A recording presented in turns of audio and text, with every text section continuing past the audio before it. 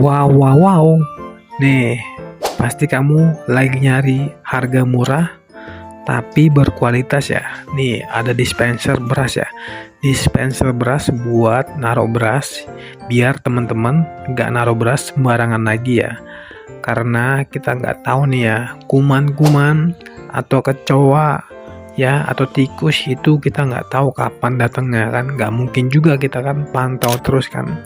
Jadi biar lebih aman ya kan, dan beras teman-teman juga nggak bau apek, udah pakai ini aja.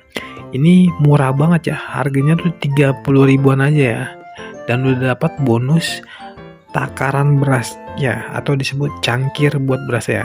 Jadi nanti teman-teman tinggal taruh beras di dalam dispenser beras ini ya. Nanti kalau teman-teman mau masak nasi atau beras ya kan, tinggal dipencet dan ada takarannya. Jadi buruan dicekot di keranjang kuning ya. Harganya